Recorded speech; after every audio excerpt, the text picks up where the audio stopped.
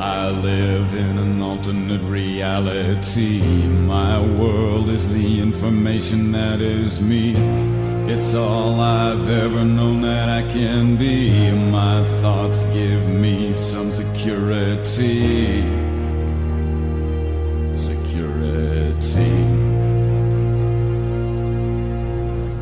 Hola, muy buenas tardes. Me voy a presentar, antes no lo he hecho, ya sabéis que estaba por aquí. Soy Ángel Alonso, el director del Centro de Profesorado Juan de Lanuza. Todavía es CIFE, pero en breve será pues Centro de Profesorado Juan de Lanuza, a la que pertenece la UFI de Zuera, donde está Diego, y quería daros la bienvenida. Quería daros la bienvenida a esta retransmisión en streaming. Es una sesión que ya ha comenzado realmente porque forma parte de un curso de formación, ¿vale?, al que denominamos, que está realizando en la UFI de Zuera en distintas localidades y que llamamos Herramientas para la Diversidad. Quería agradecer simplemente vuestra presencia. Sé que además decir buenas tardes es un poco, bueno, pues no sé si es muy realista, ¿verdad?, porque no son tan buenas, pero quería agradecer también al Ayuntamiento de Leciniena que nos haya prestado la infraestructura, que haya tenido la delicadeza también de traernos algo de merendar, y que esté aquí la presencia de la concejala de Cultura, Beatriz Carrillo.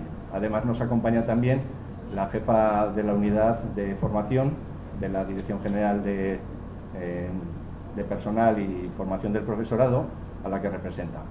Nos van a dirigir unas breves palabras y bueno, os dejo ya con ellas.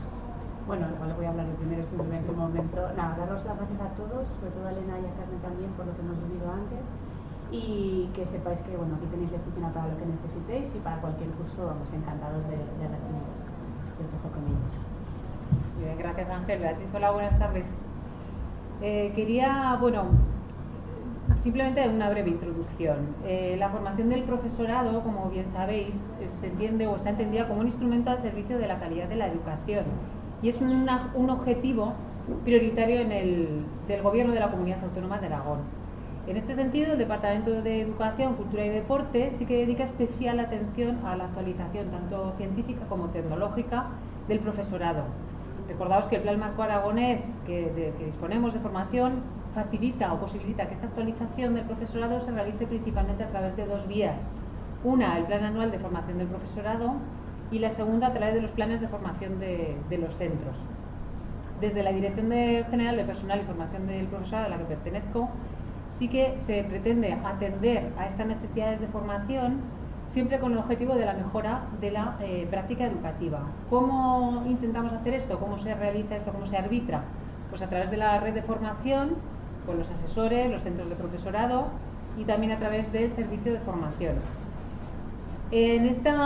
Con esta intención de formación, muchos supongo que ya conoceréis, algunas de las marcas aragonesas son propuestas nuevas que se están haciendo, y por ejemplo conocéis lo que llamamos unas transformativas, que está formada en principio por una idea de tres sesiones. Una serían los sábados metodológicos, en los cuales los docentes tienen opción a formarse en metodologías nuevas. Esto desemboca en un lunes dialógico, que quizás algunos hayáis participado ya, que se trata de un encuentro donde compartir lo aprendido o las inquietudes que pueda haber al llegar a estas prácticas al aula, y desemboca finalmente en un jueves de buenas prácticas, que la idea es ahí sí que compartir experiencias, contar lo que hemos hecho, lo que no hemos hecho, las dificultades que hemos encontrado, con un afán de colaborar, de crear estos nudos de la red. Supongo que conocéis también otro programa que es marca aragonesa, que es Mireia Actúa, que en líneas muy generales consiste en que centros que ya han puesto en práctica metodologías que funcionan, que tienen ya experiencia en ellas, funcionan como centros observados, y se invita a otros centros que participan en el programa a observar, es decir, salir un poco de la teoría, que antes nos quedamos en teoría, para entrar directamente en la práctica, a ver cómo lo están haciendo los compañeros y qué resultados los docentes, para arbitrar una serie de grupos de trabajo, unas temáticas, que junto a los asesores de la red de formación desembocarán en unas prácticas que tendremos ocasión de compartir en mayo, en la jornada que se va a llamar el Global 2018. Esto es un breve resumen de todo lo que se está haciendo. Hoy estamos en rutas formativas. Las rutas formativas es otra de las actividades, y como como bien estáis conociendo, se trata de dinamizar la formación docente en la zona rural. Es decir, intentar no centralizar siempre en las capitales de provincia de las 3 provincias, sino hacer efectivo el ámbito rural. Es más, abriéndolo no solo a docentes, sino a la comunidad educativa. Se trata de que pueda participar o dar voto y voz a madres, a padres, a equipos docentes, al alumnado. ¿Cómo lo hacemos? Pues a través de la jornada de hoy, a través de una ponencia, a la manera de mesa redonda o de mesa de debate o de tertulia.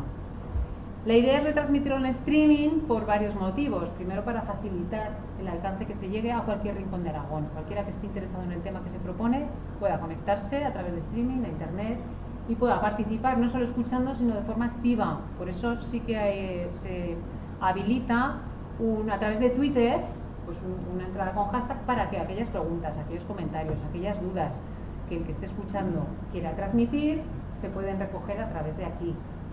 En este sentido, parte de la ponencia que se va a impartir hoy, parte de las ideas que ya el jueves pasado, pues docentes o no docentes interesados en el tema, compartieron también a través de Twitter. Esta es la tercera ruta que se arbitra. La primera fue en la provincia de Teruel, en Valderrobres, con el tema de la convivencia positiva. La segunda en la provincia de Huesca, en Tardienta, con el tema de bilingüismo en familia. Y hoy, aquí en la provincia de Zaragoza, desde Leciñena, pues hay una muy interesante, es el tema que es el trastorno del espectro autista. Y seguramente, no tengo la menor duda de que va a ser un éxito. Bueno, gracias.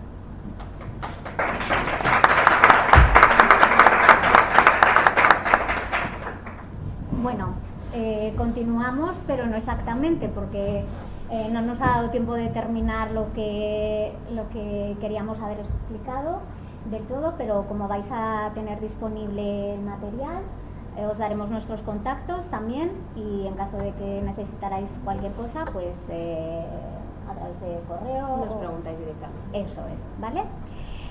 Lo que vamos a abordar ahora está un poco organizado en función de las preguntas que plantearon algunas personas, ¿vale? En Twitter. Entonces, bueno, cuando hablamos de TEA pensamos en, ya hemos dicho antes, ¿no? Pensamos en trastorno, pensamos en dificultades, pensamos en aislamiento. El ámbito social, el ámbito comunicativo. Pero, como os hemos dicho antes, nosotros queremos que penséis de otra manera, ¿vale? Que penséis en personas que tienen unas fortalezas y unas debilidades. Y os vamos a leer una carta que os ha escrito un alumno, TEA. Queridos profes, soy Eric y me gustaría presentarme. Soy un niño muy feliz, al que le encanta reír, jugar o aprender. Como vosotros, tengo sueños y deseos, disfrutar una vida plena entre las otras personas. Voy a comenzar este año el cole con vosotros. Aquí podemos empezar nuestra educación en el respeto y la tolerancia. Eso me encanta. Me gusta jugar con los otros niños y aprendo muy rápido, más y más. Sencillamente es así. Continuar con mi desarrollo, eso me hace muy feliz. Soy sobre todo un niño como todos los niños. Por eso tengo mis puntos fuertes y mis puntos débiles. Necesito cariño, reconocimiento y elogios. Me duele cuando escucho comentarios malos sobre mí. Pienso que nadie se los merece. El rechazo hace mucho daño. Los puzzles, construir o los números son geniales, me encantan. Creo que seré ingeniero, como mi papá. Periodista, como mi mamá, pienso que no, aunque ya sé leer y escribir todas las letras y muchas palabras, porque yo no soy tonto. Ni siquiera soy autista, tengo autismo. Y el autismo de ninguna manera va a ser un problema para mi desarrollo. Soy un luchador, quiero aprender y conseguiré lo mismo que vuestros hijos. No os preocupéis, no hay que tener ningún miedo a la palabra autismo. Nosotros amamos, sentimos, lloramos, disfrutamos, aprendemos, nos comunicamos, jugamos. Solamente necesitamos al principio más ayuda, orientación y estructura. Vuestro apoyo va a ser por ello muy importante para mí. Muchas gracias, profesores. Bueno, esto es lo que nosotras queremos transmitir, esta dimensión humana, ¿vale? Que no veamos solo la etiqueta De hecho, hay una tendencia de no etiquetas, aunque eso en realidad es imposible, ¿no? Porque es lo que posibilita al final que los centros tengan recursos especializados, pero que veáis más allá de la etiqueta, que veáis al niño, ¿vale? Al niño como lo ven las personas que lo quieren, que lo ven desde el corazón, no desde el diagnóstico.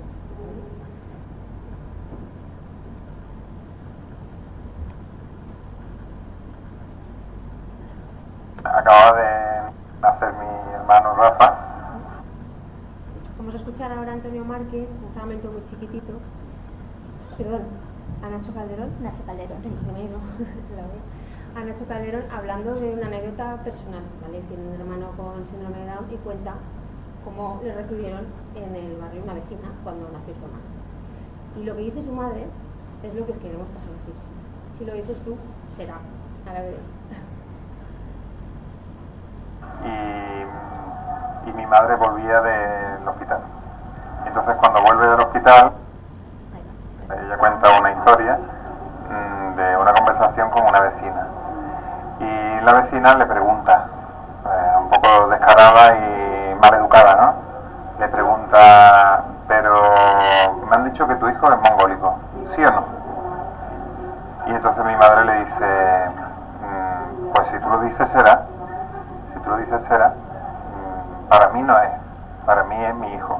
Yo me paro en esas palabras y vuelvo a sacarle el sentido que tienen, un sentido que quizás no es del todo consciente, pero que está completamente inserto en ese lenguaje. Mi madre le está diciendo, si tú lo dices será, no será si no lo dices, claro, porque la discapacidad no es una cuestión biológica. No es algo físico, sino que es una cuestión social y cultural. Entonces, claro, si tú lo dices será, significa que esa concepción que tú tienes de la discapacidad la vas a hacer, la estás construyendo y estás convirtiendo a mi hijo, en este caso a su hijo, lo estaba convirtiendo en una cosa que era un síndrome. Hasta aquí. ¿Habéis escuchado? Si tú lo dices será. ¿Vale? Las expectativas que tenemos sobre nuestros alumnos, ¿vale? Que sean siempre por lo alto, nunca por lo bajo. Y que los miremos con esos ojos, ¿no? De madre, entre comillas, o de familia, que mirar desde el corazón. Que una madre vea un hijo, no vea un diagnóstico. Que nosotros en la escuela sepamos tener esa mirada también. Yo tengo un sobrino con un diagnóstico también de TEA, de alto funcionamiento, y yo cuando estoy con él no me acuerdo del diagnóstico. Ojalá pase eso en la escuela. Yo digo, ojalá en la escuela lo miren como lo veo yo a mi sobrino. Pues eso me gustaría transmitiros y hacerme también. Que los veáis desde otro punto de vista, desde el corazón, no desde una etiqueta que a veces puede dar miedo o asustar. Y que al fin y al cabo los miremos desde las necesidades, porque es ahí donde podemos intervenir como profesionales, ¿no? Dar respuesta a las necesidades. Queremos también, ya sabéis que nos han gustado las metáforas en la explicación anterior, hablar de la metáfora del iceberg para entender mejor el trastorno del espectro del autismo. Cuando hablamos de este trastorno, normalmente hacemos referencia solo a lo que vemos. ¿Y qué es lo que vemos? Que aletea, por ejemplo, o... ¿Qué más? ¿Qué cosas vemos? Que le cuesta relacionarse. ¿Qué más? Que va lo suyo. Que no habla. Que es inflexible, ¿vale? Que no planifica. Que no, ¿vale? Eso es la punta del iceberg solo. Eso es lo observable. Pero debajo hay mucho más y eso es lo que os queremos explicar. Porque realmente no vamos a poder intervenir de manera personalizada en el autismo si no entendemos por qué se dan esas conductas, si no entendemos que es una forma diferente de procesar y de entender el mundo, ¿vale? Ya sabéis que hay como 3 grandes picos, ¿vale? En el autismo, ya lo hemos explicado antes. Estaría el déficit en relación social y tal como os hemos explicado antes, en la metáfora del círculo de colores, esa manifestación en la alteración social se da de múltiples maneras, ¿vale? Desde niños que rechazan el contacto físico, ¿vale? A niños que tienen deseo de relación pero no saben cómo hacerlo, son ineficaces relacionándose, ¿vale? Entonces, eso no queremos nunca que lo perdáis, ¿vale? Que cuando hablamos de trastorno del espectro del autismo estamos hablando de niños que manifiestan de una manera multinivel y multicolor esas características. Y que además tienen su propia personalidad y cada uno viene de una familia, ¿no? Cada uno venimos de nuestra casa y muchas veces yo hago la reflexión a veces con mis compañeras de que los niños que tenemos en el cole que tienen el diagnóstico de TEA se parecen más a su familia que a los rasgos de la rueda, ¿vale? Son muy parecidos a sus padres porque tienen sus costumbres, tienen sus genes, ¿no? Y buscas ahí algo en común, aunque todos tengan el mismo diagnóstico, realmente te das cuenta de que hay más similitudes con su familia, ¿no? que con otras personas que tengan TEA, que no son tan parecidos. Lo que hemos pretendido con esta pequeña presentación es sensibilizar mucho y que llegamos a empatizar, ¿vale? Entonces os vamos a poner un pequeño fragmento del documental que se llama Planeta Asperger, que no tiene desperdicio, es maravilloso y nos ha parecido muy importante que lo veáis para que entendáis el impacto social, el impacto que tiene para estas personas el déficit social que tienen, ¿vale? Del cual son conscientes y les hace sentirse a veces como un extraterrestre en otro plano.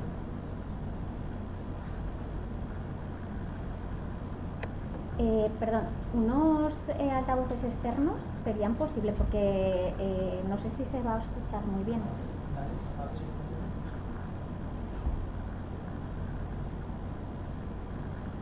¿Me enseñas el robot, cariño? ¿Oís?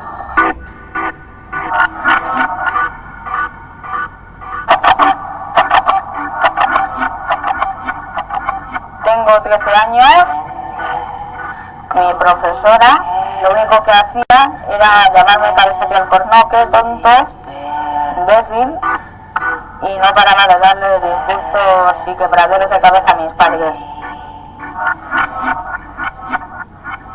Luego está, ¿cómo decirlo?, la bestia negra de mi infancia, Moisés, un abusón que se metía solo porque me tenía envidia.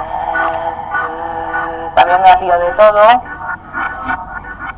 me tiraba de los calzones, me bajaba los pantalones, en la entrepierna.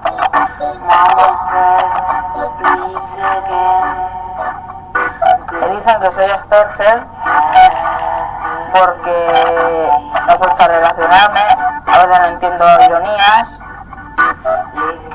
y a veces las cosas me las tomo muy a pecho.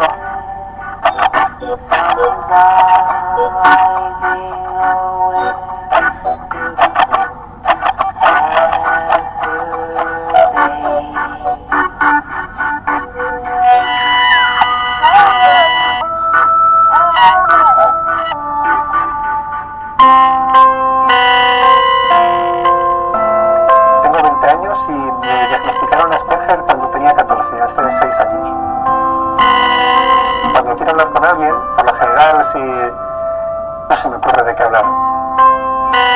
Lo que me gusta imaginarme es que dentro de 20 años estaré trabajando tal vez de profesor. Bueno, me gustaría verme en algún momento casado o al menos con novia. Y a ver, también me gustaría tener un hijo o un padre. Desde pequeño siempre he querido tener hijo. Y algún día tener un niño que decir, este es mi hijo. Bueno, son solo 2 ejemplos del documental.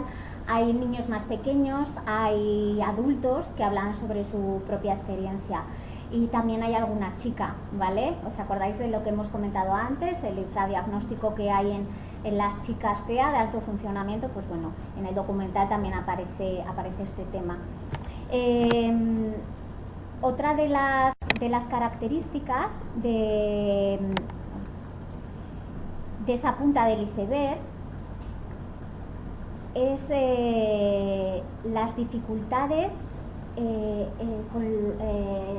con la integración sensorial, las conductas restrictivas y estereotipadas.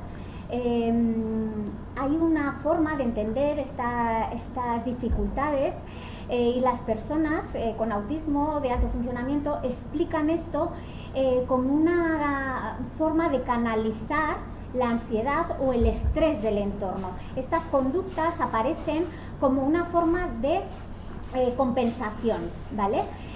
¿Conocéis, alguien conoce en esta sala a Temple Grandin?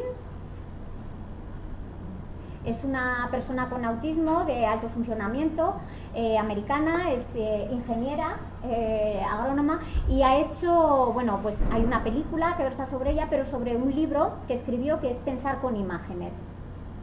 Esta persona construyó, el libro es maravilloso, construyó una máquina de abrazar, ¿vale? Era una persona que rechazaba el contacto físico, no le gustaba el contacto físico humano, ¿vale? Pero descubrió con el paso del tiempo que la presión sobre su cuerpo le ayudaba a estar más tranquila y le ayudaba a bajar los índices de ansiedad.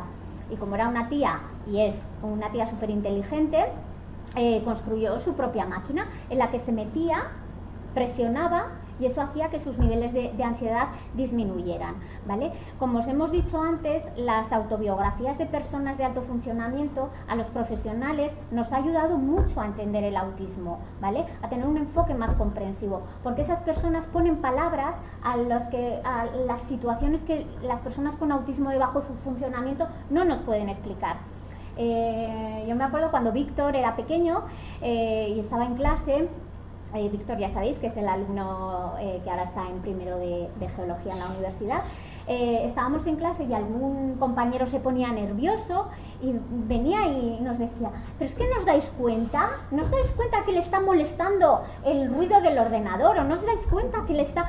Y decías, ¡guau! ¡Qué capacidad ¿no? Probablemente porque lo había vivido. Entonces, esta película... os vamos a poner también un pequeño fragmento porque explica de una manera muy personal por qué aparecen ese tipo de conductas y cómo ayuda a encontrarse mejor.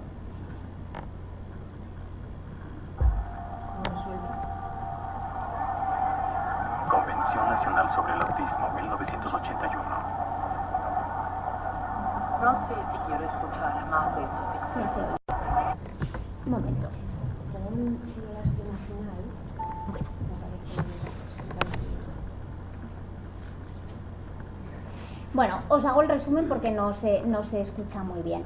Ella va con su madre a una convención internacional de expertos sobre autismo, ¿vale? Los años 70, ¿no? Sí, claro, es una persona ya que tiene 60 años. Si buscáis en Google, aparece ella dando charlas. Bueno, es una persona muy interesante, ¿eh? Entonces va a una convención de profesionales y están hablando sobre por qué los niños dan vueltas, por qué necesitan repetir las cosas de una forma determinada, por qué esa resistencia a la invarianza, por qué, ¿no? Y claro, la gente está ahí opinando y al final ella se levanta y dice... eso lo hacen porque necesitan hacerlo, es la forma que tienen de compensar toda esa información y ese malestar. Y le preguntan, ¿y usted cómo lo sabe? ¿Tiene un hijo autista? ¿Cuántos años tiene su hijo?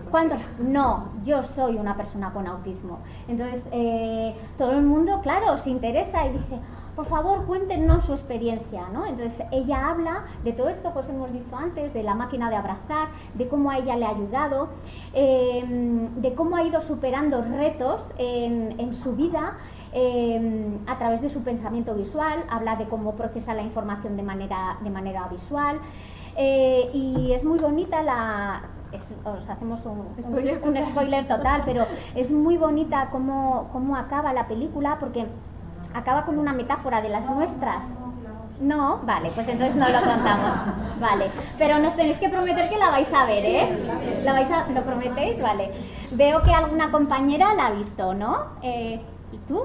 ¿La has visto? ¿No? ¿Has leído? Ah, vale. Temple Grandin. Sí.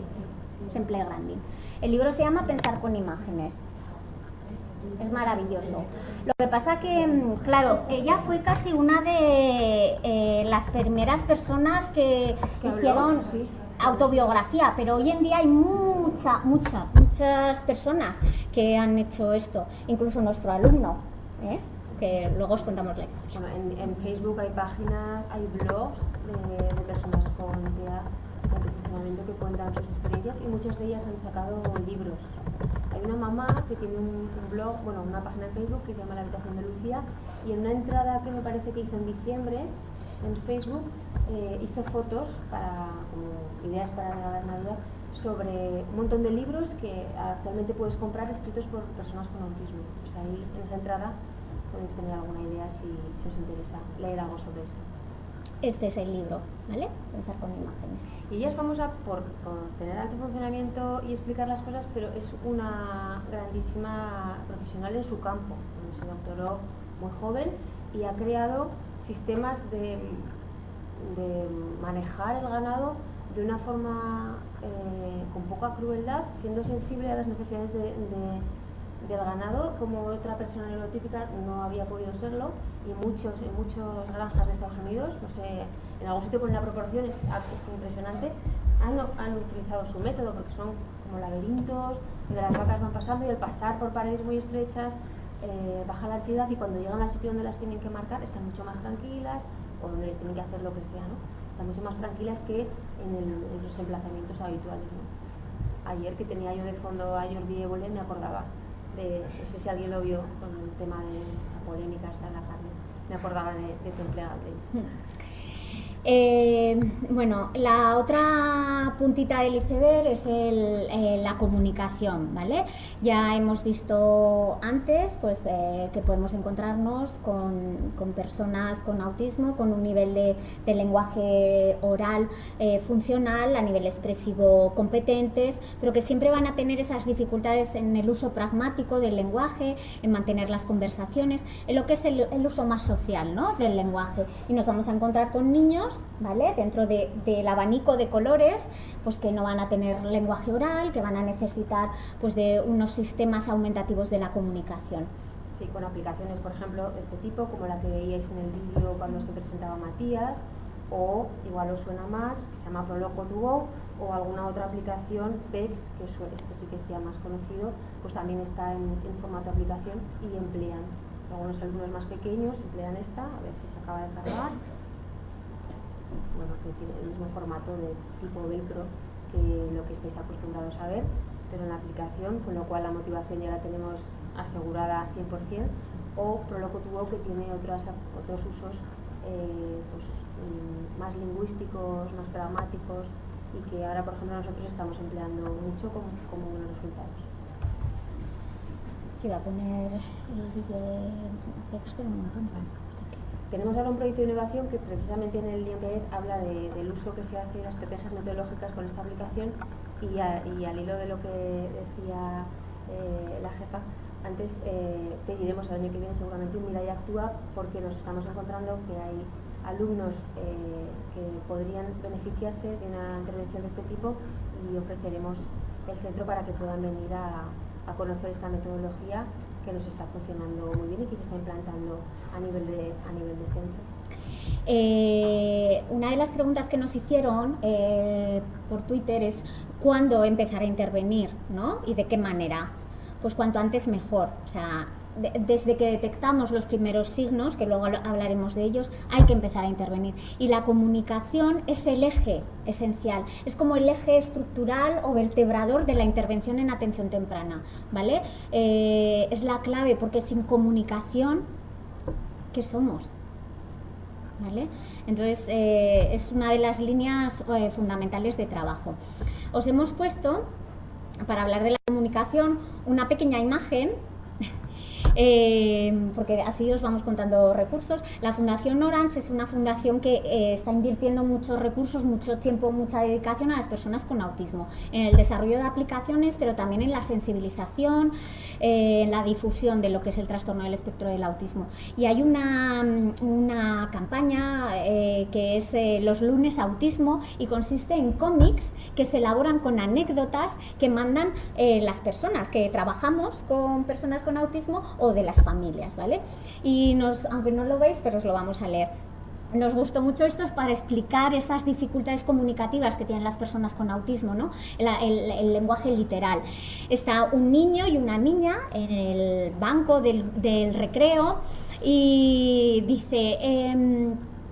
le dice la niña, ¿no? Mi color favorito es el violeta, mi animal el delfín, mi estación favorita es la primavera y lo que más me gusta comer es el espagueti. ¿Y a ti, Edu, cuál es tu plato favorito? Y le dice Edu, el de plástico. Y la niña le ve tan adorable, ¿no? Y dice, qué adorable es Edu. Bueno, esa es la literalidad, ¿no? del lenguaje. Nos hemos podido mostrar antes, pero hay recursos para trabajar sobre ello, ¿vale? Es muy importante trabajar la comunicación, ¿vale? Tanto en alto como en bajo funcionamiento. ¿Tenéis ahí también algún recurso para trabajar los dobles sentidos, comercial, que también lo tenemos adaptado, y alguna cosa más ahí? En los recursos de la mesa. Bueno, esto sería la punta del iceberg, pero ¿qué hay debajo? ¿Qué hay debajo de las conductas?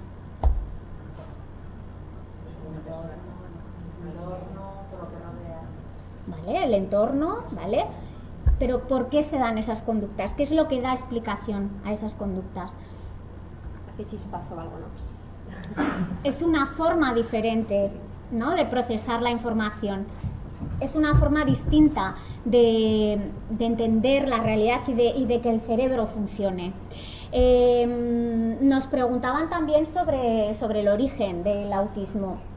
Luego hablaremos sobre la base biológica, pero sí que hay muchas hipótesis explicativas sobre por qué las personas con autismo funcionan de manera diferente, ¿vale? Entonces, os vamos a intentar explicar brevemente cuáles son esas hipótesis explicativas, ¿vale? Ninguna es concluyente, conviven las cuatro, ¿sí? Conviven, y nosotros nos quedamos pues, con lo que nos sirve de cada una para entender las conductas de nuestros alumnos.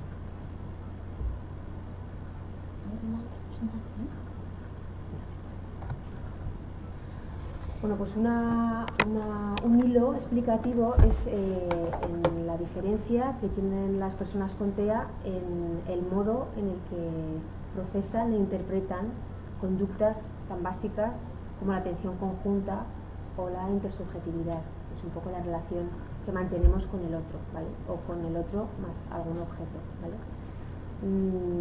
La atención conjunta es lo que vemos en un bebé cuando, por ejemplo, ve algo que quiere y lo señala y nos mira, ¿vale? O tenemos algo que quiere y lo mira y nos mira, ¿vale? O lo intenta agarrar y nos mira, ¿no? Son cosas que aparecen de manera tan natural que cuando no aparecen, pues es muy llamativo.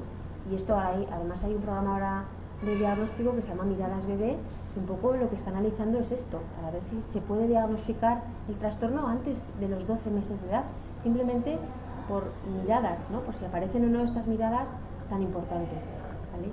Y que es el primer paso, el primer germen a que se desarrollen funciones comunicativas como la petición o la declaración, o se puedan vivir momentos de compartir donde se están aprendiendo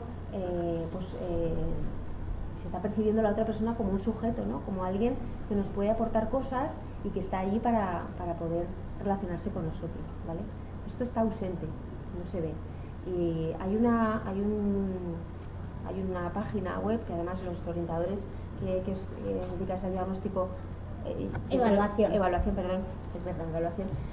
que empleáis mucho, donde aparece la conducta que aparece en un bebé con un desarrollo normal y las banderas rojas, ¿no? Que llaman. Cuando esa conducta no aparece a la edad en la que tenía que aparecer. Y una conducta muy llamativa es esta, la de la atención conjunta. Está muy vinculado con los temas de intersubjetividad, ¿vale? La intersubjetividad primaria es lo que hace un bebé cuando lo miramos, sonreímos y él sonríe, ¿vale? Nos está respondiendo. La intersubjetividad secundaria, que es donde vemos ahí también la gran diferencia, es cuando somos capaces de triangular nuestra atención y nuestro interés hacia una persona y a la vez hacia un objeto, ¿vale? Esta situación de triangulación es lo que no se da, porque la persona con TEA quiere algo, pues seguramente lo irá a coger y no querrá compartirlo, no sabrá o no tendrá la capacidad de poder compartirlo con otra persona, ¿vale? Pues bueno. La página que os dice Elena es esta, ¿vale? Entonces hay un apartado que es el glosario de vídeos, donde explica los hitos evolutivos que son esperables en el desarrollo sociocomunicativo, en un desarrollo normalizado, y cómo se manifiesta eso en edades muy tempranas en el autismo, ¿vale? O sea, de manera alterada. Tenemos que tener en cuenta que el autismo es una desviación del desarrollo, no es un retraso del desarrollo, es una desviación, un desarrollo diferente, ¿vale? No deficiente, diferente. Entonces, en esta página es donde podéis encontrar eso. Simplemente os tenéis que suscribir y el glosario es este, ¿vale? Es gratuito y es maravilloso, sobre todo para las personas que ¿aquí hay alguna familia? Hola. O para familias que están viendo cosas raras que no les cuadran, para personas que se dedican a la evaluación, ¿vale? En el entorno educativo, o para la evaluación clínica y por lo tanto diagnóstico, ¿vale? Entonces da muchas pistas y es una información muy muy clara, ¿vale? Sobre lo que es esperable y lo que sucede en el autismo. O simplemente como curiosidad técnica, maestros, podemos verlo para darte cuenta de las diferencias, y que es un comportamiento que es muy difícil trabajar también, aunque lo tenemos que trabajar, y se trabaja también de manera transversal en muchas otras situaciones, vinculado a otros desarrollos como el comunicativo, por ejemplo, o el social, y simplemente por curiosidad de ver las conductas tan diferentes, ¿no? que manifiestan ya niños muy pequeños, de 9 meses o de un año. En relación a esto, como ha salido el tema del diagnóstico, yo voy enlazando con preguntas que nos hicieron en Twitter. Alguien preguntaba, ¿hay equipos especializados en TEA? Habrá, ¿vale? De momento no hay, pero sí que está el marco normativo, ¿vale? Donde dice que debe haber equipos especializados, y uno de esos equipos especializados será el equipo especializado en trastornos del espectro del autismo.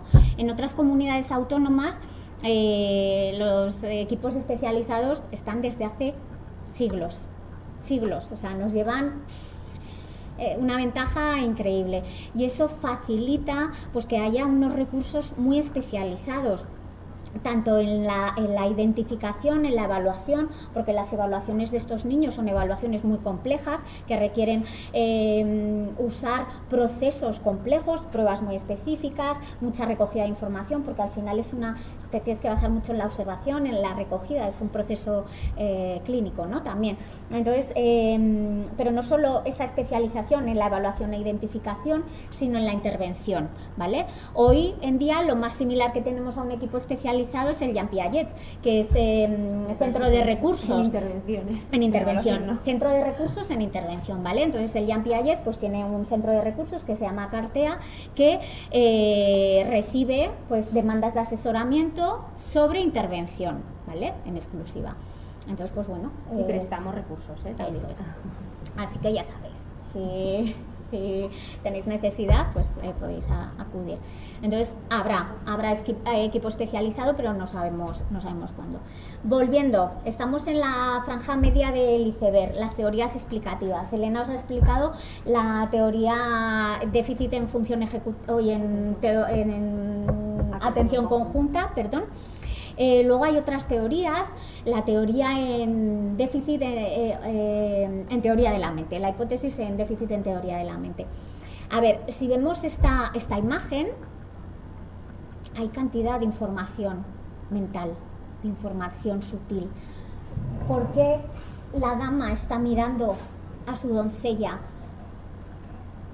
¿Sabe que la otra persona está haciendo trampas? ¿A quién mira el que está haciendo trampas? ¿Hay alguna persona más en esa imagen que nosotros no vemos? ¿Él está percibiendo algo de toda esta situación? Toda esa capacidad de inferir información, de ponernos en la mente de otras personas, de desdoblarnos cognitivamente, es lo que se llama teoría de la mente. Y lo que la hipótesis explicativa lo que dice es que las personas con autismo tienen un déficit en teoría de la mente. Hay autores que lo llaman como ceguera mental. Hay una incapacidad de entender que la otra persona tiene mente, que por lo tanto está pensando, está sintiendo de una determinada manera, y hay una incapacidad, por lo tanto, de ponernos en el lugar del otro, ¿vale? Todo esto es un ámbito también de intervención muy importante. Se trabaja mucho con las personas con autismo para mejorar ese déficit en habilidades mentalistas. A nivel semántico, enseñando vocabulario mentalista que no se aprende de manera natural como se pueden aprender otros vocabularios, ¿no? Pues algunos alumnos sabrán muchísimo de dinosaurios, pero no entienden muy bien qué significa el verbo pensar o qué significa el verbo comprender, ¿no? Me preguntaba antes una compañera, ¿quieres explicar? Bueno, no, me decía, oye, ¿cómo puedo? A ver, tengo un problema con un alumno y es que, ¿cómo puedo trabajar el desdoblar la realidad de la imaginación? ¿No? Porque él se imagina cosas y su imaginación es más poderosa que la realidad, ¿no? Entonces, claro, eso es un trabajo muy importante y va en esta línea. Y hablábamos, ¿no? Aparte de que hay recursos como en la mente, de Montfort y Juárez, ¿no? Pero que es muy importante trabajar todas esas situaciones de manera concreta, ¿no? Con el alumno, a través de apoyos visuales, de dibujar la situación con él, ¿no? Y decirle, una cosa es lo que tú deseas, o sea, que sale de tu corazón y lo deseas, y otra cosa es lo que sucede en realidad, ¿no? Y eso hay que plasmarlo en un papel, porque las palabras, como hemos visto antes, para ellos es un lenguaje complejo. Ellos necesitan la información mucho más concreta, de manera visual. Eso va a garantizar mucho más que la información sea accesible, ¿vale? Entonces, pues bueno, esta dificultad tuya iría un poquito en relación a este déficit en teoría de la mente, ¿vale? Otra hipótesis explicativa. Sí, estas dos juntas explican muchas cosas, pero no lo explican todo, ¿vale? Hay más explicaciones y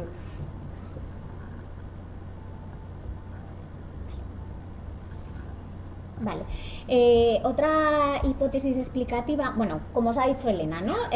La teoría de la mente y atención conjunta nos podría dar respuesta a dificultades un poquito sociocomunicativas, ¿no? Dices, vale, pues ya entiendo por qué le cuesta comunicarse, por qué le cuesta relacionarse, por qué no entiende a las otras personas, vale, pero ¿cómo explican esas teorías los intereses restringidos, por ejemplo? O las conductas obsesivas. Necesitamos otra. Claro, no las explican, no están dando respuesta. Necesitamos otra, ¿vale? Entonces hay otra hipótesis explicativa que es el déficit en coherencia central, ¿vale? ¿Qué es la coherencia central? La capacidad que tenemos de una situación global, abstraer la información relevante y quedarme con una visión global de las cosas. Estas personas suelen tener un procesamiento segmentado, centrándose en detalles. Probablemente yo soy muy visual también, y si me hago una composición, pues veo un grupo de personas con caras algunas de interés y otras no tanto, pero ¿vale? Pero un grupo de personas interesadas. Probablemente, ¿cómo interpretaría la realidad una persona con autismo? Pues con una camiseta amarilla, una verde, una fucsia al final, ¿vale? Este déficit en coherencia central nos da sentido a por qué las personas desarrollan esa forma de pensar tan fragmentada y esos focos de interés tan sumamente restringidos y limitados, ¿vale? Os hemos querido poner un vídeo, porque al final, ¿os acordáis lo que os hemos explicado de Víctor? De que su foco restringido, que eran los dinosaurios, la geología, ahora es su futuro, ya ha sido su salida profesional y vocacional. Pues en realidad tenemos que aprovechar esos intereses, ¿vale? Antonio Belmonte es una de las pocas personas en España que está estudiando está estudiando estudios musicales en un conservatorio, ¿vale? Y es una persona con autismo. Y él ha podido hacer eso porque su foco de interés y su procesamiento de la información ha ido orientado hacia esa vía, ¿vale? Y ahora su vida.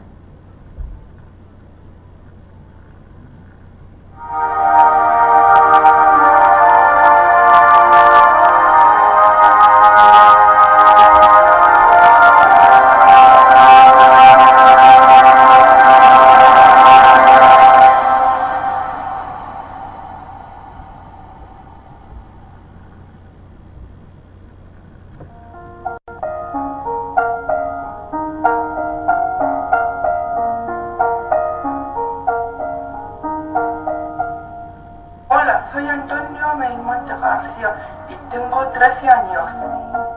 Estudio en Escolapios. Aprendo con trabajo en el Conservatorio Torrejón y Velasco.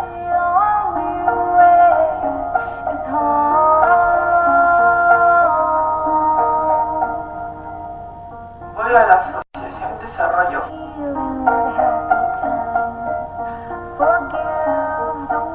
Toco muchos instrumentos.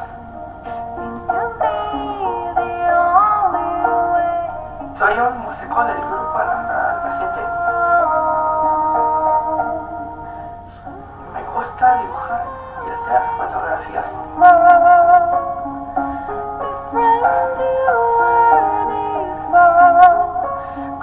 Me gusta ver en internet vídeos de instrumentos musicales.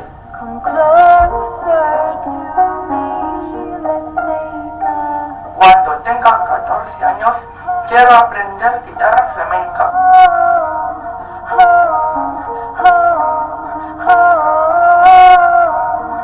De mayor, quiero ser afinador de pianos. De mayor, quiero tocar el contrabajo en una orquesta. Antonio es el mayor de 3 hermanos. Fue diagnosticado con 2 años de trastorno del espectro autista, TEA.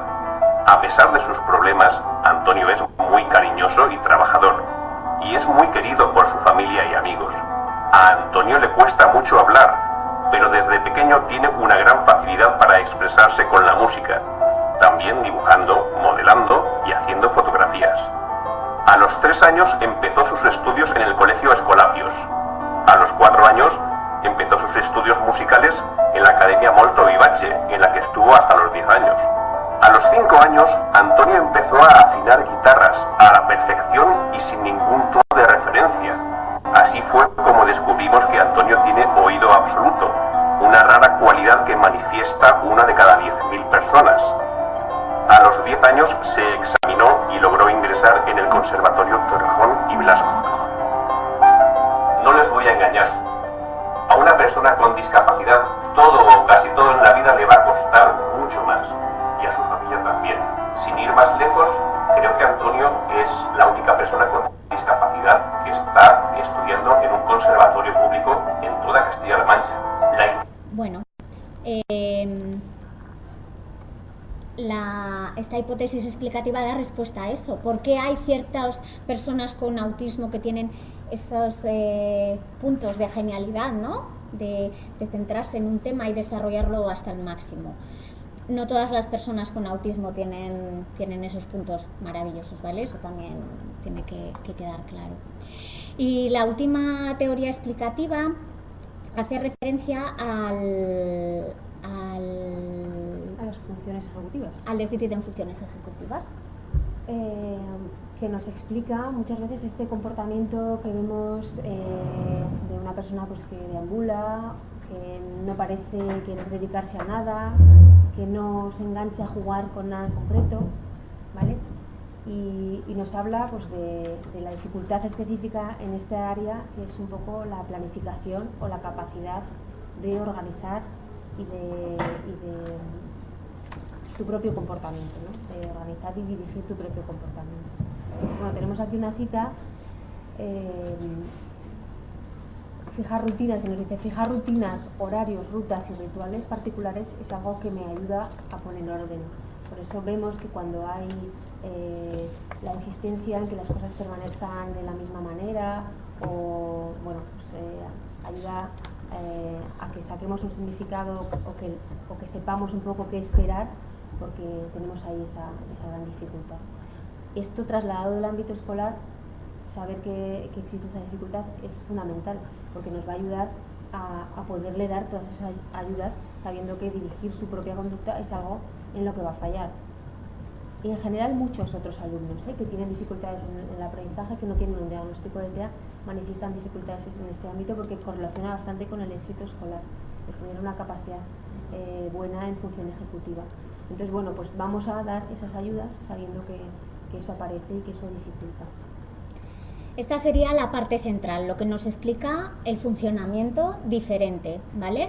Pero luego está la base del iceberg, ¿no? En el otro extremo, que es la base biológica, ¿vale? Como ha dicho una compañera, el autismo es un trastorno del neurodesarrollo con una prevalencia altísima, 1 de cada 100. Pero que esto cambiará, porque lo que hemos hablado antes de las mujeres... Incluso estuve el año pasado, en mayo, en un curso en Madrid, y Amaya Arbas, que es una psiquiatra experta, habló de una prevalencia incluso menor, ¿vale? Habló de 1 sobre 80. O sea, la prevalencia es altísima.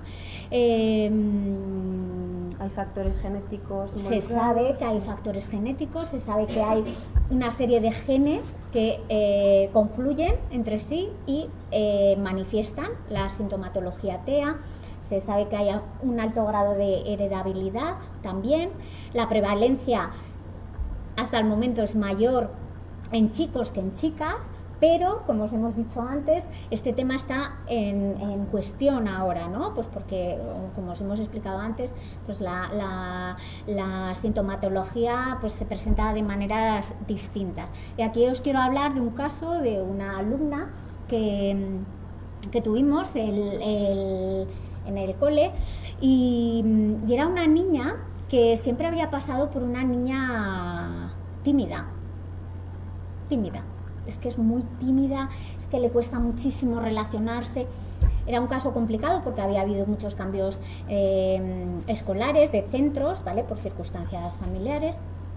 Una niña con muchas dificultades, con mucho déficit de atención. Decían, es que es muy dispersa, es que no se organiza, es que es un caos, mira con su cuaderno, mira su cajonera, mira tal. Muchos conflictos, porque ella malinterpretaba muchas situaciones, pensaba que los demás se reían de ella y no, o sea, se reían de cualquier cosa y ella, ¿vale? Y esta niña un día tuvo una crisis de ansiedad brutal, ¿vale? Tan brutal que la niña manifestó pues que deseó de suicidarse. La mamá, muy asustada, claro, evidentemente acudió a pediatría, acudió a nosotros. Fue todos los procesos muy rápidos, pediatría derivó inmediatamente a salud mental y tuvo esta niña la suerte, porque fue, ¿no? O sea, se conjugó allí de que encontró una psiquiatra con una amplia experiencia en autismo femenino y en cuanto la vio un par de veces dijo, pues esta niña es una niña con síndrome de Asperger. ¿Vale? En el cole, pues a mí me habían pedido ayuda, pues porque es muy tímida, porque fíjate cómo podemos hacer que se estructure, qué tal. Pero la alerta nunca había sonado por ahí, ¿no? O sea, de hecho fue como un ¡buah! O sea, tenía 12 años esta niña. ¿Vale? Entonces, pues bueno, hay una línea de investigación muy elaborada en la página que os hemos dicho antes, Autismo en Rosa, que es un grupo de trabajo a nivel internacional que están indagando sobre eso, sobre cómo se manifiesta el autismo en las niñas. Y es bastante común la historia, tampoco os hacemos spoiler, pero muy similar a la que aparece en el libro de Media Autismo, que también os recomendamos porque es un libro que te lo coges así y te lo terminas ese mismo rato que te lo has abierto, ¿vale? Porque es una evidencia en primera persona redactada por alumnas de una escuela en Reino Unido y acompañadas en el proceso de escritura y de diseño por personas expertas en ambas historias. Os lo recomendamos también mucho este libro. Que lo tenéis aquí si le queréis echar un ojo, ¿vale? Bueno. Y lo recomendamos mucho también para familias. Sí. porque ayuda mucho a veces las familias, yo lo he oído muchas veces, es que parece que no me quieren, es que el querer es de otra manera diferente, ¿no? Y aquí el poder leer a la madre de M cuando pasan alguna serie de cosas y poder leer a M cuando en el mismo acontecimiento es súper rico, porque dices, sí, hay mucho amor, pero a veces el canal es muy difícil entenderlo, ¿no? O que se puedan encontrar. En otra metáfora, en otro vídeo en YouTube decía, es como si quieres meter un disco de la PlayStation en la Xbox. No se puede, no funciona. No quiere decir que juntas no funcionen, ¿no? Que cada una funciona bien, pero cambiar los videojuegos no va, pues algo así. Bueno, hemos visto a nuestro alumno, nuestra alumna, que hemos querido poner además una niña como reivindicación. Hemos visto a nuestra niña con autismo, cuáles son su aspecto más personal, por qué aparecen qué síntomas aparecen, por qué aparecen, ¿vale? Pero queremos transmitiros que cuando hablamos de nuestros alumnos, no hablamos de unas personicas que viven ahí. 6 horas al día en el cole, claro, y desaparecen. No son alumnos, son personas, son niños. No nos gusta nada la palabra alumno, tenemos que ver a la persona que hay detrás, ¿vale? Y esa persona está con una familia que está sufriendo mucho, porque el impacto de una noticia como el autismo en la familia es muy doloroso, ¿vale? Y lleva un proceso de adaptación y asimilación complejo.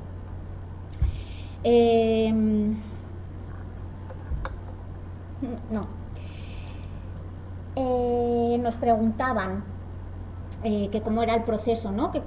Cuáles eran las primeras señales que se notaban. Yo no sé, la mamá de Juan nos querría contar qué vio ella. Sí. ¿Quieres participar? ¿Nos querrías contar tú qué fue lo primero que te Sí. ¿Nos querrías contar tú como experiencia, como mamá, qué es lo primero que a ti te preocupó de Juanmi? ¿Qué es lo que dijiste? Aquí hay algo que no... Vale. Algo que me está chirriando, que veo que no. ¿Qué fue? Bueno, yo como eran todos iguales, o sea, son partidillos, tengo 3, pero...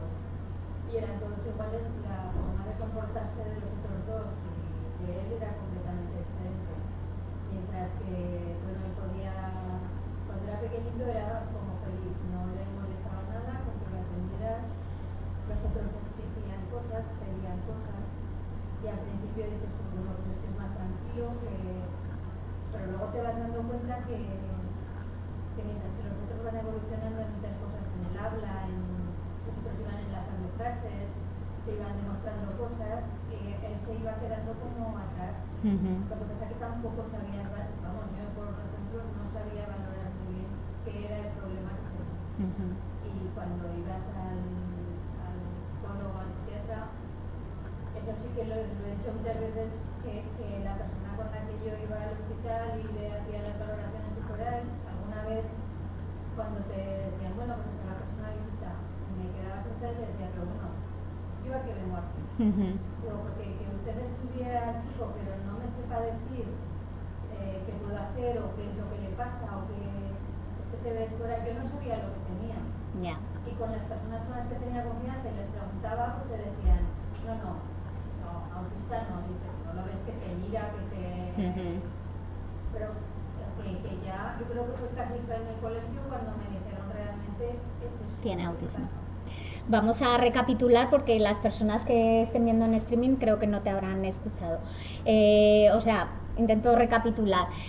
A ti lo que te llamó la atención quizás respecto a tus otros hijos fue que no había que era un poco más pasivo, no reclamaba tanto la atención, le costaba más comunicarse y claro, tú como mamá ves una preocupación, acudes a los servicios de salud especializados y no obtienes una... Yo es que como fueron tan prematuros, sí. Yo los llevaba ya, o sea, tenía sistema, que llevar a todos.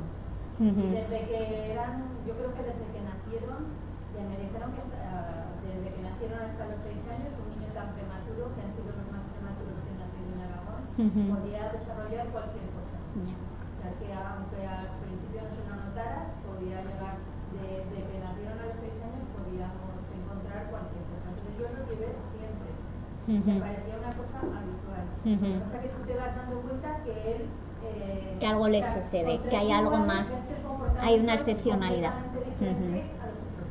Bueno, pues este recorrido que tú estás contando un poco, ¿no? de ir a un servicio y salir sin un nombre y saber que a tu niño le pasa algo, porque ves que no responde al nombre, no se vuelve cuando le llamas por su nombre, parece sordo, pero le miran y tiene una buena audición.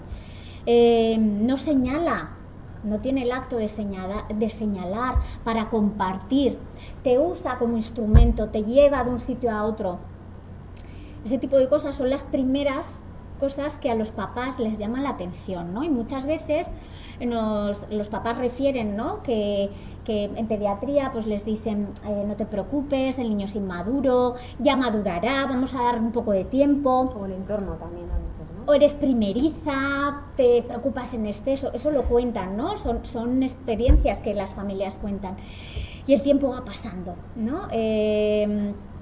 Entonces hay que decir que la identificación precoz ha mejorado muchísimo en nuestra comunidad. El otro día me contaron de un caso que se ha identificado con 18 meses, que es una maravilla, ¿vale? Pero es que ya se puede identificar precozmente. A partir de los 12 meses hay signos de alerta y hay mecanismos que en otras comunidades están funcionando para la detección muy precoz a través de pediatría, con el uso de cribajes, el MChat, que hace pues que la identificación sea muy precoz, y cuanto antes se identifica, antes se puede empezar a trabajar con el niño, y no solo con el niño, sino con esa familia que tiene esa notición, que tiene ese impacto, que tiene que asimilar y que tiene que aprender habilidades de crianza diferentes.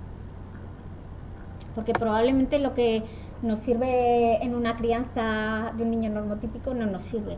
Nos sirven muchas cosas, pero hay otras que tenemos que aprender, ¿vale?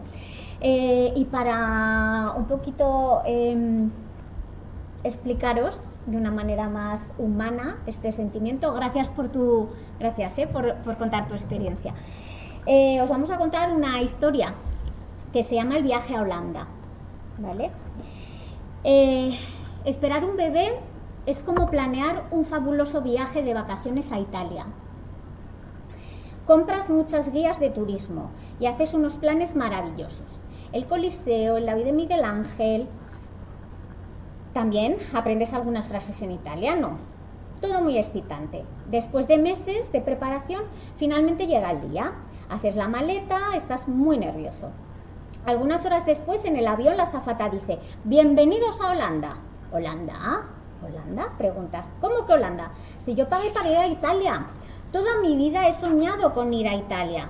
Sin embargo, ha habido un cambio en el plan de vuelo. El avión ha aterrizado en Holanda y ahí te tienes que quedar. Así que tienes que salir y comprar nuevas guías de turismo. Incluso tendrás que aprender un nuevo idioma. Lo importante es que no te han llevado a un lugar terrible. Se trata simplemente de un lugar diferente. Es más lento, menos deslumbrante que Italia, pero después de pasar allí algún tiempo y de recuperar la respiración, empiezas a mirar a tu alrededor y te das cuenta de que Holanda tiene molinos de viento, tulipanes, incluso Rembrandt.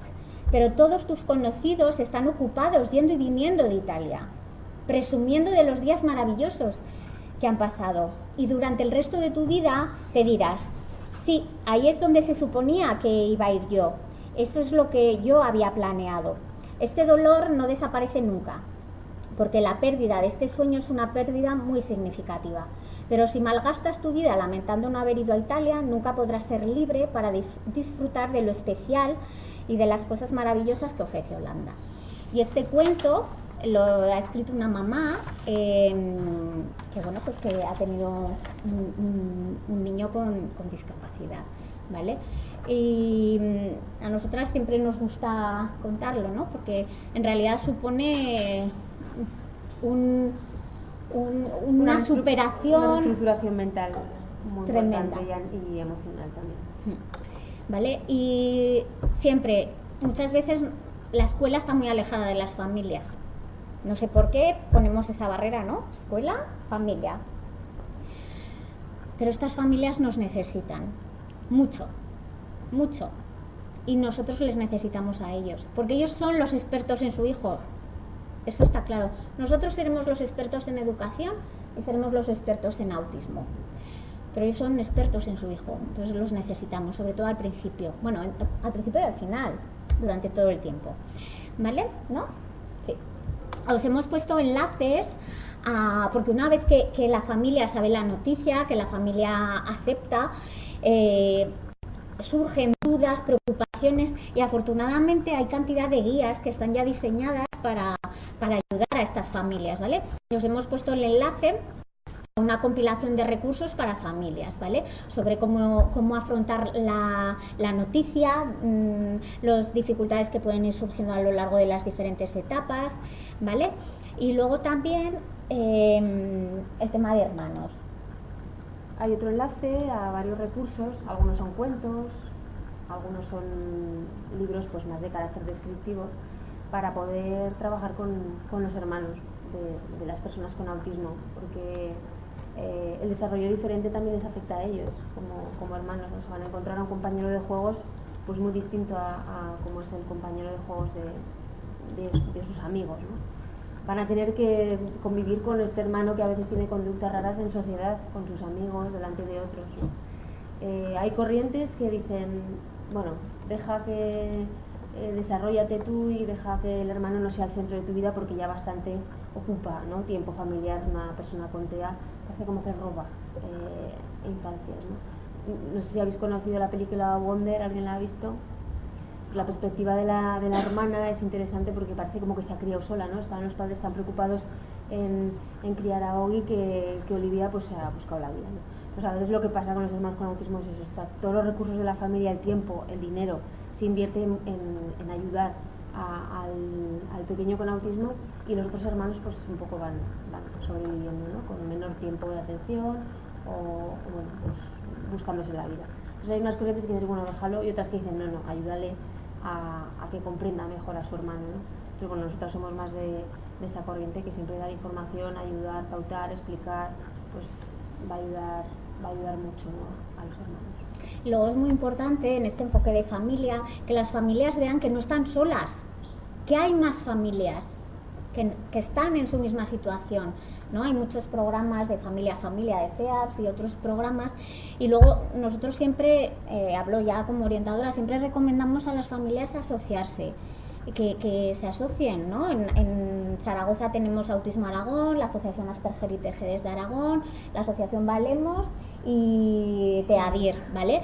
Que se asocien, que busquen, que vean dónde cuadran más, porque el apoyo que te puede dar una persona que está viviendo ha pasado por lo mismo, a lo mejor ya con una perspectiva de largo plazo, ¿no? Te puede dar mucho consuelo, ¿no? Al principio, y mucho apoyo emocional.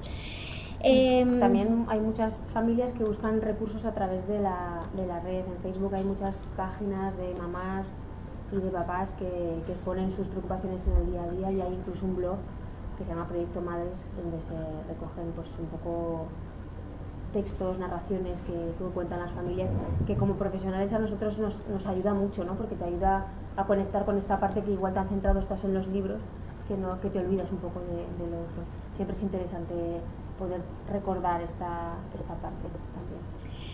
La niña con autismo tiene una familia, pero como ser social, como niño, está inmerso en un contexto educativo, ¿vale? Va a una escuela. Nos preguntaban qué formas hay, ¿no? ¿Qué formas de escolarización hay para estos niños? Pues hay una amplia variedad, ¿vale? Tenemos la toma de decisiones respecto a la escolarización viene determinada por las necesidades de apoyo que tiene el niño, ¿vale? O la niña.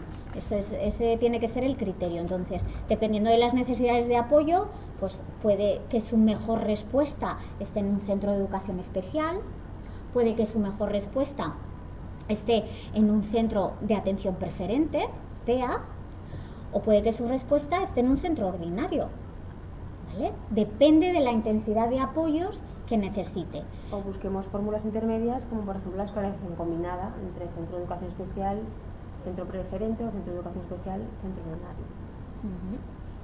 Eso es. Puedas. Nuestra normativa de atención a la diversidad habla de, como principio básico, la inclusión, ¿vale? Ese tiene que ser el principio, y cuando te habla de la escolarización te dice: se escolarizará priorizando el principio de inclusión educativa, ¿vale? Nosotras entendemos, porque además provenimos de contextos educativos diferentes, que la inclusión se puede trabajar desde todos los entornos. La inclusión se trabaja desde un centro ordinario, se trabaja desde un centro de atención preferente, pero también se trabaja desde un centro de educación especial, aunque nos parezca que no cuadra, pero sí, desde un centro de educación especial se trabaja la inclusión social, que es muy importante, ¿vale? Entonces, como líneas generales, cuando hablamos de inclusión, hablamos de un entorno, ¿os acordáis del entorno amigable que hemos visto antes? Pues un entorno que propicie la presencia positiva de todo el alumnado, ¿no? Que todos tengan su sitio, que todos sean valorados por sus fortalezas, que todos tengan algo que contribuir al grupo, ¿no? La inclusión implica también que todos tengan posibilidades de aprender, y es ahí donde entra el diseño universal para el aprendizaje, ¿no? Que se programe, se organice, se adapte el material. ¿Os acordáis del material que hemos visto del compañero que os he dicho, de Manuel? ¿No? Pues él tiene un enfoque, aunque no lo sabe, pero él tiene un enfoque de diseño universal del aprendizaje. Está adaptando sus materiales para un alumno con TEA, ¿no? Sí, totalmente. Que debería ser así como planteásemos casi todo, ¿no? Porque igual no hace falta que él tenga dos, podría ser ese para todos, ¿no? Claro, exactamente. Y la inclusión implica que los alumnos tengan capacidad de participación, ¿vale? Yo muchas veces, cuando hablamos de inclusión y hablas con gente, dices: no, sí, que tenemos varios niños incluidos en el aula, y llegas y están allí. En una mesa aparte, con un material aparte, con la auxiliar al lado, con la PT, ¿no? Y dices, sí, están, sí. Venga, que estamos en el 2018, que tenemos que evolucionar, ¿vale? La presencia física, pues es que es claro, es el innegociable, ¿no? O sea, si no hay presencia física no puedes trabajar por otras cosas, pero hay que trabajar otros peldaños, ¿vale? Más. Nos preguntaban también en el Twitter, ¿no? ¿Cuáles eran las metodologías más adecuadas en lo que hemos visto en la primera parte de la presentación? Hemos hablado de metodologías un poco específicas, pero realmente el enfoque de las buenas prácticas nos habla de culturas inclusivas, ¿no? De la capacidad de adaptar el entorno escolar a las necesidades de los alumnos, eliminando barreras, porque cuando pensamos en barreras a veces, o la cabeza todo se nos va a barreras arquitectónicas, ¿vale? Pero la gran barrera ahora es la barrera cognitiva, de lo que hablábamos antes de la accesibilidad, no solo en un examen, sino en el centro en general, que habla cultura más de culturas inclusivas, más del enfoque que tenga el centro respecto a las decisiones que se toman en muchos ámbitos, no únicamente en un examen, ¿no? Tener la capacidad de hacer accesible el entorno para que las personas puedan desenvolverse ahí de manera autónoma. Pues esa capacidad es algo que tiene que venir de abajo, una reflexión que se haga conjunta en el centro. Hay muchas herramientas que permiten reflexionar de manera conjunta sobre eso. Otra cosa es que tengamos el tiempo, pero hay que invertir ese tiempo, porque si no hacemos esa reflexión hay muchas inercias que no se rompen, porque no somos conscientes de que las estamos llevando a cabo, ¿no? Pues bueno, pues la eliminación de barreras de tipo cognitivo es fundamental en este apartado, en todos los ámbitos, como os digo, no únicamente en el funcionamiento de un aula, que ya sería bastante, sino en el funcionamiento del centro. Prevención del acoso escolar. ¿Recordáis lo que hemos visto en el pequeño corto de Planeta Asperger? Lo que hablaba el niño de burlas, de acoso, ¿no? Hay que tener programas de prevención a nivel general en los centros, ¿no? Tenemos los planes de convivencia, tenemos los protocolos de actuación, pero especialmente con este alumnado que es tan vulnerable, tan vulnerable que muchas veces son objeto de burlas y ellos ni siquiera se enteran. Teníamos unos alumnos en el Lucien Briet que venían de otro centro y nos contaban que para hacer amigos se bajaban los pantalones en el recreo, porque así se hacían amigos, porque los otros se lo decían, si quieres ser mi amigo, bájate los pantalones. Y decías, madre mía, o sea, estos críos, o sea, han vivido y lo veían lo más normal. Enséñales que eso no es, ¿no? Que eso es un acoso, excede los límites, ¿no? de lo aceptable. Pues bueno, hay que trabajar explícitamente con ellos. En la otra parte os hemos puesto unos recursos para trabajar explícitamente este tema con los chavales con autismo. El tema de las políticas inclusivas, ¿vale? Es súper importante en este apartado la jefa de estudios o el jefe de estudios, ¿vale? La organización escolar es esencial para que un centro sea inclusivo. ¿Aquí hay alguien de equipo directivo? Tenemos... Vale, muy bien. Es esencial porque si no tenemos claro ella también es jefa de estudios, aquí Elena tenemos. Si no tenemos un enfoque inclusivo, ¿vale? O no sabemos muy bien las necesidades, es muy complicado. Es difícil porque normalmente lo que intentamos es rentabilizar mucho los recursos, hacer apoyos fuera del aula, ¿no? O sea, esta cosa así de rentabilizar, ¿no? Y tenemos que ir hacia otro lado, tenemos que ir hacia desdobles heterogéneos, hacia docencia compartida, hacia pues, aprendizaje más colaborativo, más cooperativo, enseñanza multinivel, ¿vale? Que en realidad los recursos son los mismos, pero en vez de estar sacando, metemos a un nuevo profesional en el aula, eso diversifica, hay más atención, ¿vale? Es complicado porque nos cuesta como... Hay un coste, que es el tiempo de coordinación, que es fundamental que se produzca, y otro coste es nuestra propia barrera mental, porque cuando hablas con personas, ¿no? Tú sí, que tú trabajas ahí en ese colegio, pues es que tengo un alumno en mi clase y te cuentan, ¿no? La batallita y dices, joder, es que se me mete la PT a clase. Pues claro, pues muy lógico, pienso yo, ¿no? Pero es que claro, avanzaría mucho más si lo sacaran fuera de clase. Entonces, bueno, ya empiezas ahí a explicar que se puede plantear de otra manera, que puedes colaborar, programar juntos cosas. Entonces la gente flipa un poco, yo creo que al principio, ¿no? Hasta que te das cuenta de que puedes trabajar de otra manera. Cuando rompes tú mismo esa barrera, esa inflexibilidad, que a veces decimos las personas con TEA, pero o leen nuestras inflexibilidades también, a la hora de trabajar muchas cosas. Cuando rompes esa inflexibilidad, pues encuentras un compañero en el camino, ¿no? Pues, hombre, igual no es tu amigo con el que te irías de copas, pero tienes feeling trabajando y podéis programar juntos y rentabilizas 2 adultos en clase, con lo cual la atención ya es, la ratio de atención al alumno es mucho menor y te das cuenta de más cosas y te das cuenta de lo que no funciona y puedes repararlo antes y puedes prevenir así un montón de cuestiones, y entre dos se hacen más cosas porque o trabajas la mitad o te cunde el doble, vamos, como lo queráis ver. Entonces, bueno, pues también optimizamos recursos. Es verdad que hay situaciones de aprendizaje que requieren de una enseñanza más estructurada de un 1 a 1. A ver, pues eso es normal, ¿no? Pero bueno, nuestra mirada tendría que ir sobre todo pues a esto, ¿no? A la docencia compartida o a invertir los recursos especializados en la habilitación del entorno, ¿vale? En hacer el aula más adaptada a lo que el niño necesita. Yo estoy muy contenta con mi compañera Ana, voy a fardar aquí, porque es verdad, porque ella invierte mucho tiempo en eso, en hacer el aula un lugar accesible para los chicos. Se encarga que luego dices, esto lo tendría que hacer el tutor, bueno, pero como el tutor no lo hace, lo hago yo y ya lo tiene y el tutor se engancha, ¿vale? Y pues en que tengan sus agendas, en que tengan sus mapas visuales, en tenerse estructurada la sesión, en que el niño tenga el material ordenado, que sepa dónde está. Esa habilitación del entorno, eso es muy importante también como política inclusiva, Y luego prácticas inclusivas, pues la personalización del aprendizaje, ¿no? Lo que hemos dicho antes, tener en cuenta cuáles son sus necesidades, cuáles son sus puntos fuertes y el equilibrio, ¿no? Y aprovecharnos de esos intereses para engancharlo por ahí. Vale. Que la escuela sea un lugar que acoge pero que a la vez plantea un desafío, ¿no? Tiene que ser un equilibrio entre las dos cosas.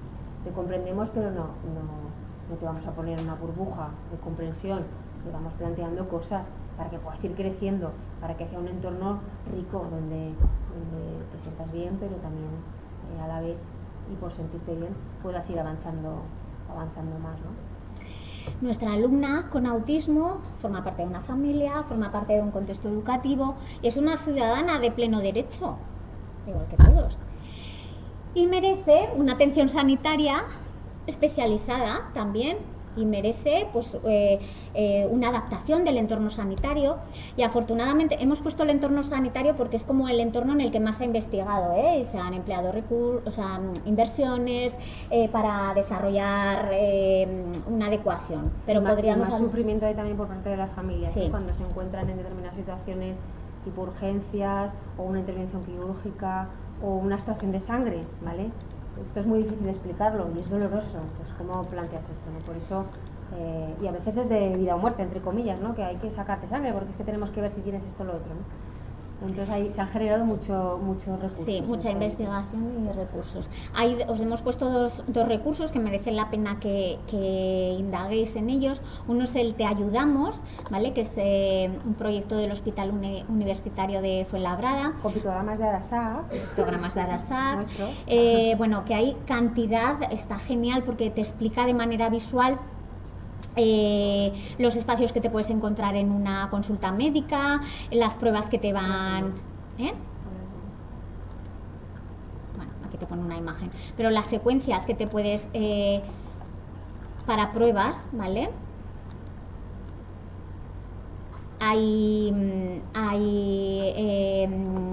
explicaciones de las intervenciones, hay vídeos también, ¿vale? Y un apoyo muy similar es el proyecto desarrollado en la Fundación Orange con el Hospital Universitario Gregorio Marañón y el proyecto el de bueno, ahora sí, bueno, ahora me sale el nombre que ahora se me ha ido, ¿vale? Es una ayuda similar, ¿vale? Donde, hola, soy el doctor Tea, te voy a ayudar para preparar tus visitas en el hospital, ¿vale? Para hacer el entorno, pues, mucho más accesible, ¿vale? Para las personas con autismo. Es muy importante también, que esto normalmente las familias no lo conocen y es algo que tenemos que difundir. Hay una instrucción del Departamento de Salud donde habla sobre las actuaciones preferentes que tienen algunas personas con discapacidad para ser atendidos de manera urgente, con preferencia en entornos sanitarios o en entornos sanitarios de urgencia, ¿vale? Entonces, en estas instrucciones se establece que las personas con trastorno del espectro del autismo en una situación que se pone malo y va a urgencias tendría preferencia respecto al resto de niños, aunque solo sea un enfriado y lo otro sea, pero sus características personales hacen que no pueda estar esperando durante mucho tiempo, hace que entienda peor las circunstancias, entonces un entorno hostil que no conoce, que puede desencadenar conductas, bueno, aquello puede ser más complejo que en el caso de otras personas, ¿no? Y esto era una queja que tienen las familias desde hace tanto tiempo, que cuando nos enteramos de que esto se había puesto en marcha, dijimos, a veces la administración escucha, ¿no? y legisla para la gente. Esto está muy bien, porque yo he oído así de mamás que te cuentan muchas cosas antiguamente. Bueno, ya para terminar, nuestra niña con autismo forma parte de una sociedad, de esta sociedad, ¿vale? Y nosotros como ciudadanos también tenemos una responsabilidad social con ellos, ¿vale? Todos los que estáis aquí entiendo que estáis como profesionales, como familias, como representantes de la administración. En realidad todos tenemos esa parcela, ¿no?, de responsabilidad. Y nosotros queríamos acabar, porque no nos va a dar tiempo del cajón tampoco, es que habíamos preparado un montón de cosas y pues que el mensaje, ¿no?, que os queremos lanzar es que juntos tenemos que romper las barreras, ¿no?, por el autismo y por otras discapacidades. Hacer una sociedad accesible, ¿vale? Esa es un poco la responsabilidad social que tenemos todos. Y bueno, y por nuestra parte... Os voy a hacer la última pregunta del Kahoot, ¿vale? Porque el vale. Kahoot era... Me quedo tranquila, si no... Sí. Sí lo digo. Era para que nos dijerais si las afirmaciones que salían eran un mito o eran realidad. Y quiero que me contestéis en voz alta, ya que no tenemos aquí el móvil para jugar. La última pregunta, y decís mito o realidad. ¿Es tu centro un centro que puede acoger en el aprendizaje y en el desarrollo a una persona con TEA? A la de 3 decís mito o realidad, y así nos veremos un poco. Una... ¿Es tu centro un centro que acoge y acompaña, que podría convertirse en un sitio que acoge, acompaña en los procesos de desarrollo y de aprendizaje a una persona con TEA, a un alumno con TEA? ¿Es mito o es realidad? 1, 2 y 3. Realidad. Pues genial, pues ya está. Muy bien.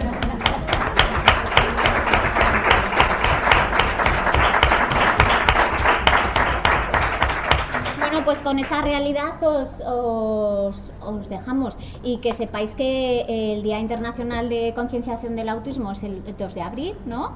Y que, bueno, que hay campañas siempre a las que os podéis sumar, ¿vale? Para difundir qué es el autismo y sensibilizar.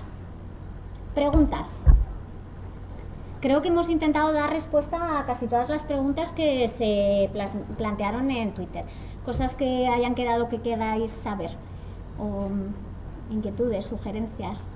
Cuando habláis de elegir la escuela del niño TEA, ¿Perdón? ¿Cuándo? Emplazamiento cuando se educativo. habla de elegir qué escolarización es la mejor para este tipo de trastornos, ¿cómo se decide? Pues es un proceso muy complicado. Bonita pregunta. Sí, es muy difícil, ¿vale? A ver, hay una... bueno, ahora coincide que desde diciembre tenemos una normativa diferente. El decreto de inclusión ha cambiado, ¿vale? Antes se hablaba de grados, y en función del grado de necesidad que tenía el alumno, grado 1, grado 2, grado 3, correspondía una escolarización, ¿vale? Grado 1 era centro ordinario o centro de atención preferente. Grado 2 era centro preferente o escolarización combinada. Y grado 3 era educación especial o fórmula de escolarización combinada. Ahora los grados han desaparecido, pero va un poco en función del tipo de actuaciones o de medidas que el niño requiere y de las necesidades, ¿vale? Es una decisión que se hace muy a medida, donde se mira no solo las características personales del niño, sino se mira la opinión familiar, qué expectativas tiene la familia, cuáles son los centros del sector, qué recursos pueden ofrecerle. O sea, es una decisión muy, muy complicada, ¿vale? Hay una normativa que regula los centros de atención preferente, y ahí sí que te especifica qué características tienen que tener los niños o las niñas TEA para acceder a esa forma de escolarización, ¿vale? Lo que pasa que son principios pues muy generales, porque en educación infantil, por ejemplo, te dice, para escolarizar a un niño en educación infantil en un centro preferente, aparte de tener TEA, puede tener discapacidad intelectual asociada, puede haber problemas en la conducta adaptativa, y puede haber problemas de conducta. O sea, en realidad cualquier niño de infantil pequeño puede entrar, porque es muy amplio, los criterios son muy amplios. Sí que establece la normativa unos criterios de participación mínimos en el aula ordinaria, ¿vale? A lo largo de la etapa, ¿no? No, sí, eso es. Porque no es un centro de atención preferente, por ejemplo, no es un aula de educación especial, el enfoque no es ese, ¿vale? El aula es un aula de apoyo. Entonces la idea es que el niño esté en el aula ordinaria la mayor parte del tiempo, y el aula sea un aula de apoyo, un aula trampolín, un aula que habilite, que acompañe, que lidere un poco el proceso, que apoye al profesorado del aula ordinaria, ¿vale? Entonces te pone unos niveles de participación mínimos. Cuando los niños van subiendo en primaria, los niveles son más exigentes. Te dice que tiene que haber lenguaje oral o tiene que estar implantado un sistema de comunicación aumentativo de manera eficaz, ¿vale? Ese ya es un criterio de exclusión importante. Si no tiene lenguaje oral, pero además no hemos conseguido que tenga un sistema de comunicación eficaz, pues el acceso al aprendizaje va a ser muy complicado. las posibilidades de relación también. Entonces ese sería un aspecto. Luego te dice pues que tiene que haber ya ciertas habilidades de autonomía personal, ¿vale? De autonomía en el trabajo, o sea, va condicionando un poquito, y cada vez con en secundaria las exigencias son mucho mayores. Te habla de que puede haber un currículum adaptado, pero el niño tiene que tener habilidades de trabajo autónomo sobre ese currículum adaptado, ¿vale? Eso un poco, pero es una decisión muy a medida y muy difícil, mucho. Caminamos lento, pero caminamos hacia modelos que buscan cada vez la mayor inclusión, porque hay muchas voces que critican los centros de educación especial, y en otras comunidades esta opción de escolarización es una opción mínima.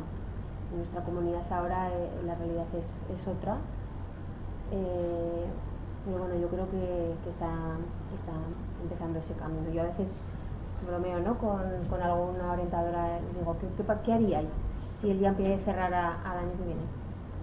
No abre, cerrado. ¿Qué pasa con todos esos alumnos que ibais a derivar? ¿Qué había que hacer? Pues cambiar la escuela. Pues a ver si cambia, ¿no? A ver si cambia.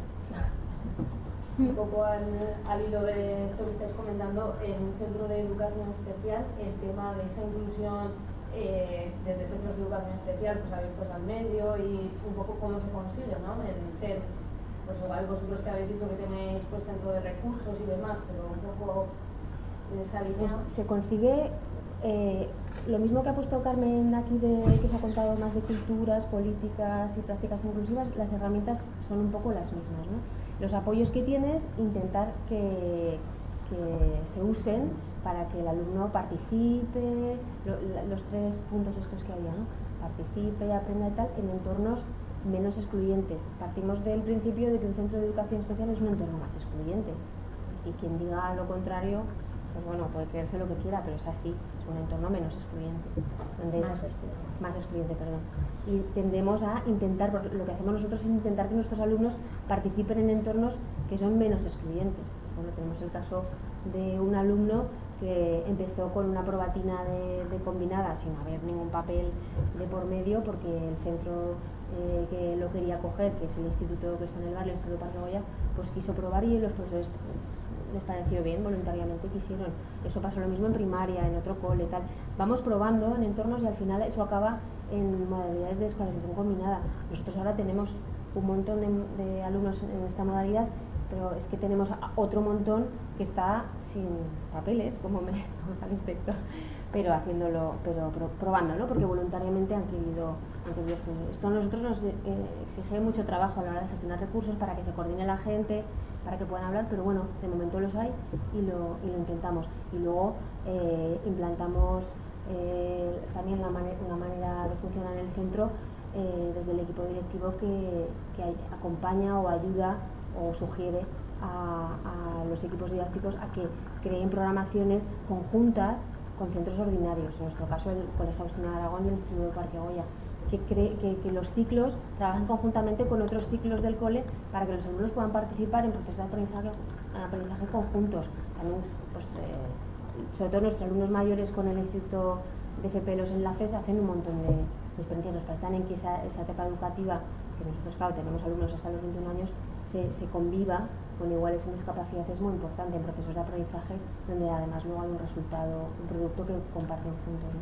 Entonces, así, buscándolo como línea de centro que marcamos desde el equipo directivo, y a la vez individualizando, porque bueno, pues parece que este alumno podría beneficiarse de hacer la educación física en el otro cole. Pues hablamos con el director habla con el maestro, la maestra de educación física, nos reunimos, probamos, sale bien, seguimos, más apoyos, menos apoyos, adaptamos esto, lo otro, intentamos, ¿no? Y eso con otro alumno, intentando un poco que se esté en entornos, participando, aprendiendo, menos excluyentes, como es la escuela ordinaria o el instituto. ¿Y los desplazamientos? Estamos al lado, entonces sí.